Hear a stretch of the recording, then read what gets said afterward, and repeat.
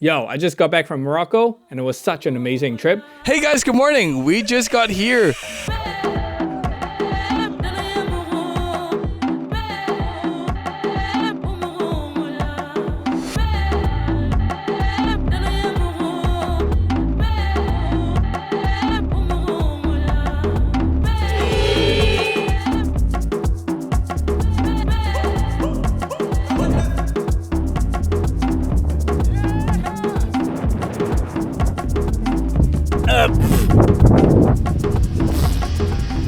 And since I'm about to unpack my gear, I want to take this opportunity to show you what's in my camera bag. In this video, I'll share what camera gear worked well for me, as well as what didn't, so I can change up my configuration for next time. Anyway, if you find this video helpful, hit like and subscribe. I really appreciate that. All right, starting with a backpack. If you know me, I love the 100 Provoke series. This is the 21 liter. I also have the 31 liter right here. The 31 seems a little bit too big and bulky for me to bring to Morocco since I anticipated a lot of narrow streets, a lot of crowds, and a lot of people. The 21 liter in this case was my choice for Morocco and had just enough room for the gear that I packed. Tripod wise, I brought this Aoka CMP 163CL carbon fiber tripod, super lightweight. I know I won't be using tripod a lot because most of the time we were walking around, but I did use this in the Sahara Desert. As you can see, this thing is tiny and it does extend pretty well. So it goes to about maybe waist high. And since my camera already had the Arca Swiss plate at the bottom, I just mount it to the Arca Swiss tripod head right here. And when it comes to traveling, I like to compartmentalize my gear.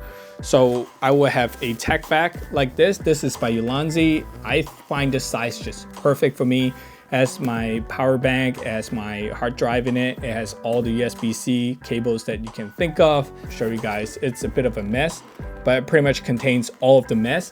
And when I get on the plane, I just need to bring this tech bag with me. And I just hook this onto the back of the seat and boom. This has everything that I need to power me through the entire flight. Next thing before we move over to the overhead view is the Peak Design cover. When we're in Morocco, I think it rained one day and half the time we're driving in a car, so we lucked out there. But I know Morocco does rain and has all types of season, which surprised me quite a bit. This is a Peak Design shell and it's a small size, but it's good enough for my Nikon ZF. I'm gonna move over to the overhead shot so we can lay out all of my camera gear because that's what you're here for. Let's go. So let's start with my main camera. This is the Nikon ZF. It is brand new to me and this is actually my first Nikon camera ever. As you can see, I taped up all the logos because I want to be discreet. And this thing looks so retro anyways, and most people think that it is actually an old camera. Hopefully it kind of deters people from wanting to rob me. I don't know. I was being a little paranoid. The leash itself, I'm using the PJY Tech neck strap right now. I already talked about this in the previous video, but I find this neck strap so comfortable. I really do like this neck strap. So far, after intense 10 days of using it every single day for about 10 hours a day, there's no wear and tear on the inside. The mouse pad material, it feels very good and very solid. I'm loving this strap so far, no issues. The little tear-shaped anchor worked just fine and it's very small. If you're wondering what this is actually a wrist strap by Small Rig. I know it's unusual. Usually I have all Peak Design stuff, but I find this Small Rig wrist strap nice and comfortable. It does have a metal buckle here. You can just strap it. So if I'm shooting a prime lens and I want to be very discreet, I don't want to carry around my neck, then I'll use this Small Rig wrist strap. I also have the Peak Design version. I just wanted to test out the Small Rig since this cage right here, this handle is also by Small Rig. So I figured, hey, it will be kind of cool to have a Small Rig setup. So this is the 40mm f2, the special edition, the one that looks cool and retro. And this is my pretty much go-to lens. I also rented the 24 to 120, which I've since returned. And that is seriously an amazingly sharp lens. I am seriously thinking about buying it, but For the sake of this video, I'm just gonna have a stand-in with this Tamron 28-200 for now. Just imagine this is the 24-120. Okay, so I'll have the 24-120, and I also rented the 28mm f2.8. Don't have that as well because I returned it. So just imagine this Helios 442 is like half the size of it. Just imagine that. Most of the time I'm on the 24-120. But during the nighttime, I would switch between the 28mm versus the 40mm, depending on the situation. One thing I highly recommend, sorry, it's so dirty, is some sort of screen protector, because this one already cracked on me and I used it intensely for 10 days. If you're pulling this in and out of your backpack and things like that, definitely have some sort of screen protector. It will save you so much heartache and headache. On to video. There are three things I want to consider. One is POV, because I know I'm going to be in the Sahara Desert. I want some hands-free POV type of shots. Of course, my beloved Telesin neck mount, as well as the DJI Osmo Action 4. This is such a great combo. I can either go vertical video for shorts, as well as horizontal video with just a click. All right, I use this a lot in situations where it's not ideal for me to be holding a camera or my phone, because I'm already holding a camera, and then this just captures off the behind the scenes. Fortunately, since I'm traveling with my brother-in-law, I can force him to film me all the time. So this is the DJI Osmo Pocket 2 with the mic. I lost dead cat during a food tour, but I also have a ND filter in here just in case I want to do some cool time-lapse shots. I use this a lot for walking around shots, as well as gimbal shots, as well as interviews. All this because it has the mic, and I can just hold on to it like this and talk into the mic and just hand it to whoever I'm interviewing or just chatting with. This is super convenient. It is also very tactile, as well as it's inconspicuous. Last but not least is the iPhone 15 Pro Max.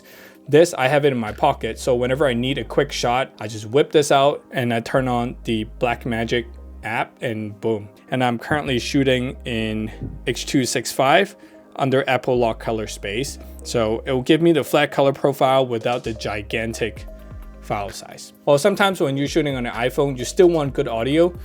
I would use this Comica wireless mic. Well, a great thing about the iPhone 15 is now USB-C. This mic comes out like this, and it just goes to the back of my phone, and boom, now I have a wireless receiver, and then I have wireless audio coming in from one of these tiny little transmitter.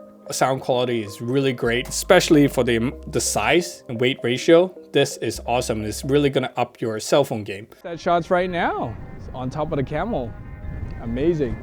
Just look at this view. Look at this view, guys. The Comica mic also works well with the DJI Action 4 as well.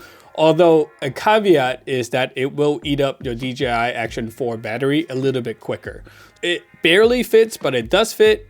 And you just plug it in here, and now boom. You have a cheap but good quality wireless audio setup for your DJI Action 4. You will have to remove the battery door, unfortunately, and kind of keep this somewhere safe. And you will not be able to use the cage unless you have this little USB-C extender, which looks like this. You plug this in, and then you plug the extended version. So it kind of looks like a little mushroom coming out. I tend to not use this setup a lot if I know I'm going to be moving around a lot, because I don't want to risk damaging the USB-C port. In terms of wireless audio setup for the bigger camera, I have the Rode Wireless Go version 1, just because these are so old and they're beat up, and if I lose them, I'm not going to cry over it, and they still work very, very well. For something more direct like a shotgun mic, I have the Comica VM10. I like this because it is very small. Number two, you can switch between digital or analog. So I can plug in a USB-C and this will work with my phone, or I can plug in a audio cable and this will work with my camera, just like any other shotgun mic. The next thing is this little tripod that I have with me at all times. This is the MT14. It does extend, as you can see, and you press a button and it retracts. And it goes into a pretty small little tripod. I love the fact that this is metal, so you know that it is secure once it's on your camera, and you can actually flip this over for a hot shoe mount as well. So this is a very versatile little tripod that is solid. You use it, have a cold shoe mount here as well, so you can mount your mic here. It's great for vlogging. Onto lighting.